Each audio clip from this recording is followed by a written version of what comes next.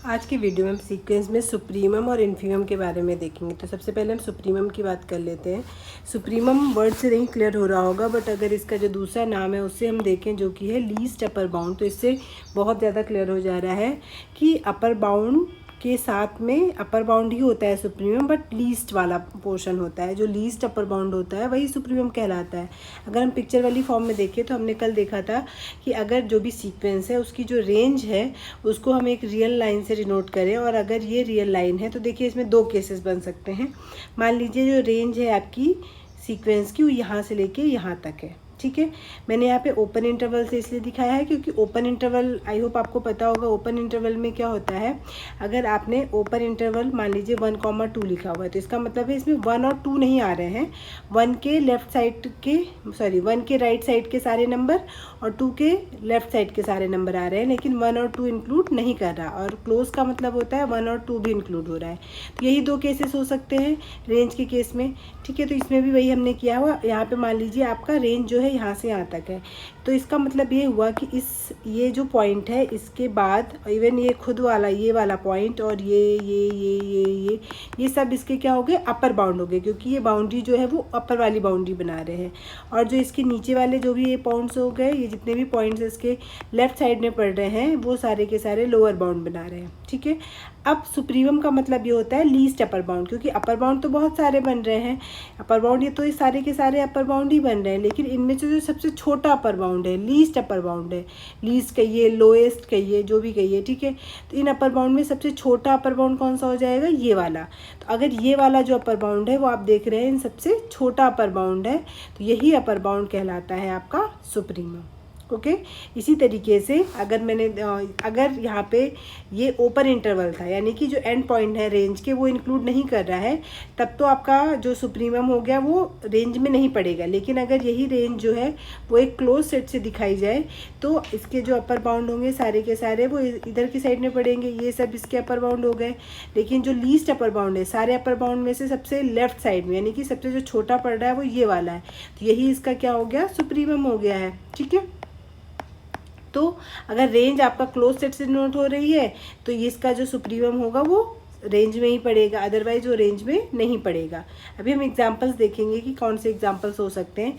For example आप ले लीजिए 1/में n ले लीजिए, ठीक है। तो इसके एलिमेंट कैसे पढ़ते हैं आपको पता है, इसमें पड़ेगा 1, 1/2। मान लीजिए ये हो गया आपका, ये तो 1 आपका पड़ रहा है, ठीक है। तो ये आपका 1 हो गया, फिर आपका 1/2 पड़ेगा, फिर इसी तरीके से करते करते 1/3, 1/4 डॉट डॉट डॉट डॉट और 0 तक आएगा। बट 0 कभी नहीं बनता 1/n में, ठीक है। 0 के नज़दीक के सारे नंबर्स आएंगे बट 0 कभी नहीं बनता। तो अगर मैं इसमें सुप्रीमम की बात करूं तो क्या हो जाएगा आपका सुप्रीमम, इसका जो जितने भी अपर बाउंड होंगे, यानी कि 1, 1.1, 1.12, 1.1 से ऊपर जितने भी रियल नंबर है सब इसके अपर बाउंड है। लेकिन जो सबसे छोटा अपर बाउंड है वो कौन सा है, 1।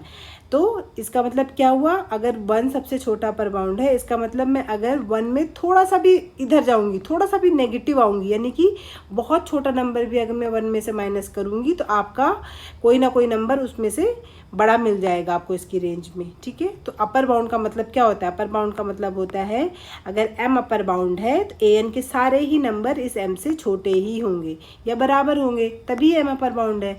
तो सुप्रीमम का केस में ये होता है कि इससे छोटा अपर बाउंड एग्जिस्ट नहीं करेगा, यानी कि m अगर सुप्रीमम है और सुप्रीमम को मैं थोड़ा सा भी छोटा करती हूँ तो आपका कुछ ना कुछ आपको ऐसा मिल जाएगा जिस केस के लिए उससे बड़ी वाली आपको सीक्वेंस के टर्म मिलेंगे। तो इसका ये मतलब है, अगर हम डेफिनेशन से देखें तो डेफिनेशन ये कहती है सुप्रीमम और least upper bound of any sequence is the smallest real number, जो कि जिसके लिए an उससे छोटा हो, यानी कि an स्मॉलेस्ट अपर बाउंड हो तब हम उसे सुप्रीमम कहते हैं, ठीक है। और जो सुप्रीमम होता है वो हो सकता है सीक्वेंस का टर्म हो सकता है सीक्वेंस का टर्म ना हो। जैसे कि इसमें सुप्रीमम जो है वो 1 है और वो सीक्वेंस का टर्म है, और कई केसेस ऐसे हो सकते हैं जिसमें सीक्वेंस का टर्म हो सकता है वो ना हो। इसी तरीके से अगर हमने दूसरी सीक्वेंस ले ली -1 की पावर n, तो -1 की पावर 1 के टर्म कैसे बनते हैं, पहला बनेगा -1 1 -1, बस यही टर्म्स रिपीट होते रहते हैं, जैसे कि -1 और 1। तो इसकी रेंज क्या हो गई, -1 और 1, यही रेंज आ रही है इसकी टोटल। तो अपर बाउंड क्या हो गया, 1 और 1 से बड़े सारे नंबर अपर बाउंड हो गए। इनमें सबसे छोटा अपर बाउंड कौन सा है, 1, ठीक है। इसी तरीके से अगर मैंने मान लीजिए लीजिए 1 से छोटा, थोड़ा सा छोटा नंबर लिया, मान लीजिए मैंने 0.999 ले लिया, तो क्या ये सुप्रीमम बनेगा? क्या ये अपर बाउंड है? पहले अपर बाउंड ही नहीं है। क्यों? क्योंकि इससे बड़ा नंबर तो 1 है, 1 तो रेंज में पड़ रहा है ना, सीक्वेंस का एक टर्म तो 1 भी है, तो ये अपर बाउंड ही नहीं रह जाएगा, तो इस वजह से ये सुप्रीमम नहीं बनेगा। तो अब सुप्रीमम क्या बनेगा? जो 1 है। इसी तरीके से अगर मैं इस फॉर्म में समझाऊँ, एक और दूसरा तरीका ले लेते हैं। अगर हम फंक्शन के टर्म्स में समझाएं, तो क्योंकि सीक्वेंस क्या होता है, बेसिकली जो सीक्वेंस होता है फंक्शन ही होता है नेचुरल नंबर से आपका रियल नंबर में, ठीक है। तो ये आपका नेचुरल नंबर हो गया, जो इसका डोमेन है हमने इसको रियल लाइन में दिखा लिया है, और जो इसका कोडोमेन या रेंज जो भी बनेगा वो रियल लाइन को हमने इसमें वाई एक्सेस से नोट कर लिया। अब ये 1 हो गया, 2 हो गया, 3 हो गया, 4 हो गया, 5 हो गया, 6, 7, 8। तो अब देखिए 1 का मतलब हुआ पहला सीक्वेंस का टर्म। पहला किससे डिनोट होता है? A1 से। तो मान लीजिए वो वाला नंबर वाई एक्सिस में डिनोट करना पड़ेगा, तो वो रियल नंबर क्या बन रहा है? A1। A2 बनेगा, ये हो गया दूसरा टर्म। 3 किस में मैप हो रहा है? A3 में। 4 किस में मैप हो रहा है? A4 में। 5 किस में मैप हो रहा है? A5 में। 6 मैप हो रहा है मान लीजिए A6 में। 7 मैप हो रहा है A7 में। कैसे मैप हो सकते हैं, ठीक है। तो अब रही बात इसकी अपर बाउंड की, तो अपर बाउंड का मतलब क्या हुआ? ये जो डॉट डॉट दिखाई दे रहे हैं ये जहाँ तक जा रहा है, यानी कि जस्ट इस लाइन के ऊपर ये जितने भी नंबर पड़ेंगे पूरी रियल लाइन इसकी अपर बाउंड है, और जस्ट इस लाइन से नीचे जितने भी, मतलब इस लाइन के बाहर नहीं पड़ रहे ना सीक्वेंस के टर्म, तो इस लाइन्स के नीचे जितने भी रियल नंबर है वो सब इसके लोअर बाउंड हो गए। तो रही बात सुप्रीमम की, तो सुप्रीमम का क्या मतलब हुआ कि सबसे ऐसी नीचे वाली लाइन, ये सब अपर बाउंड का काम करेगी। तो सबसे नीचे वाली लाइन जिसके नीचे आप थोड़ा सा भी आते हैं तो आपको सीक्वेंस का कोई ना कोई टर्म उसके ऊपर मिल जाएगा, तो इस केस में ये सुप्रीमम नहीं होगा। सुप्रीमम कौन सा होगा? ये वाला टर्म, ठीक है। तो आई होप आपको क्लियर हो गया होगा। इसी एग्जाम्पल में, इसी डायग्राम में अगर मैं एक एग्जाम्पल समझा देती हूँ। एग्जाम्पल ले लेते हैं। यहाँ पे मतलब A1 A2 की जगह अगर मैंने एक सीक्वेंस लिखी है, मान लीजिए -1 की पावर n, ठीक है। तो पहला टर्म क्या बनेगा आपका? -1। दूसरा टर्म क्या बनेगा? 1। ऐसे ही आपका अगला टर्म क्या बन जाएगा आपका? फिर से 1 -1 -1 1 -1 1 -1 1, इसी तरीके से सारे टर्म बनेंगे आपके। तो बताइए इसमें अगर मैंने मान लीजिए ये वाली लाइन खींची, इसका अपर बाउंड वाला लाइन खींची, इसकी रेंज पहले कहाँ से कहाँ तक है? यहाँ से यहाँ तक ही रेंज है इसकी, ठीक है। अगर वह इसके बाहर देख रहे हैं आपके सीक्वेंस के कोई टर्म नहीं मिल रहे हैं, इसी रेंज के अंदर है। अगर मैंने क्या कर लिया, थोड़ा सा बड़ा नंबर, बड़ी लाइन खींच ली, यानी कि मान लीजिए 2 ले लिया, तो 2 ये हो गया, 2 भी अपर बाउंड है। लेकिन अगर मैं 2 में से थोड़ा सा माइनस करूँ, मान लीजिए मैंने थोड़ा सा माइनस करूँगी तो 1.99, तो ये भी अपर बाउंड बनेगा, ठीक है। इसी वजह से ये सुप्रीमम नहीं है। लेकिन अगर मैं 1 की बात करूँ तो 1 कवर कर ले रहा है सारे रेंज को, और 1 अपर बाउंड भी हो गया। अगर मैं 1 में से थोड़ा सा माइनस करती हूँ, मान लीजिए थोड़ा सा माइनस करके 0.9 बन गया, तो आपको पता है इस लाइन के ऊपर आपको बहुत सारे सीक्वेंस के टर्म्स आपको दिखाई देने लग जाएंगे, क्योंकि 1 जो है वो 0.9 से क्या होता है? बड़ा होता है। तो 1 जो है वो आपका सुप्रीमम बन गया। इसी तरीके से यही सब कहानी जो है वो आपकी इन्फीमम में भी लागू होती है। इन्फीमम क्या कहता है? Greatest lower bound. तो इस केस में क्या होगा? मान लीजिए ये सीक्वेंस आपकी यहाँ से यहाँ तक आ रही है, जितने भी ये लोअर बाउंड है, इन लोअर बाउंड में जो सबसे लास्ट में बनता है, यानी कि सबसे बड़ा वाला लोअर बाउंड, राइट साइड में बड़ी वैल्यूज़ होती हैं, लेफ्ट साइड में छोटी, तो ये जो वैल्यू हो गई वो क्या कहलाएगी? आपकी इन्फीमम कहलाएगी। और सुप्रीमम की ही तरह इन्फीमम रेंज में पढ़ भी सकता है और नहीं भी पढ़ सकता है। जैसे कि अभी हमने देखा था 1/n वाला एग्जाम्पल लिया था, तो 1 वाले एग्जाम्पल में क्या होता है? 0 से 1 तक, तो 1 तो आता है इसके अंदर, क्योंकि n = 1 रखेंगे तो 1 बनेगा, लेकिन 0 कभी नहीं बनता। सारे नंबर 0 के आसपास के बनते हैं, ठीक है। तो 0 क्या बन जाएगा इसमें? इन्फीमम बन जाएगा, ठीक है। और ये सब इसके नीचे जितने भी है -1 -2 -3, ये सब लोअर बाउंड है। लेकिन जो इनमें सबसे बड़ा वाला लोअर बाउंड है वो कौन सा है? 0। तो 0 क्या हो जाएगा इसका? इन्फीमम हो जाएगा। और इन्फीमम देखिए सीक्वेंस में बिलोंग नहीं कर रहा है। लेकिन वहीं पे अगर मैं दूसरा एग्जांपल ले लेती हूँ, सपोज करिए हमने ले लिया है -n, तो -n के केस में क्या हो रहा है? ये वाली वैल्यू कहाँ से कहाँ तक जाएगी? -1 -2 -3 -4, ठीक है, dot dot dot dot infinite तक जाएगी, ठीक है। तो इसमें सबसे छोटी वैल्यू अपर बाउंड तो एग्जिस्ट करता है, पर लोअर बाउंड एग्जिस्ट नहीं करता। लेफ्ट साइड में कोई इसकी बाउंड्री नहीं है, तो इसका जब लोअर बाउंड ही एग्जिस्ट नहीं करता तो ग्रेटेस्ट लोअर बाउंड कैसे एग्जिस्ट करेगा? तो इसका इन्फीमम एग्जिस्ट नहीं करता।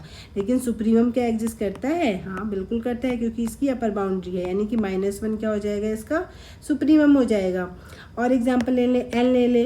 एन के केस में कहाँ से स्टार्ट होगी sequence, 1 2 3 4 dot dot dot dot infinite तक। तो सबसे छोटी वैल्यू कहाँ से स्टार्ट हो रही है, 1 से।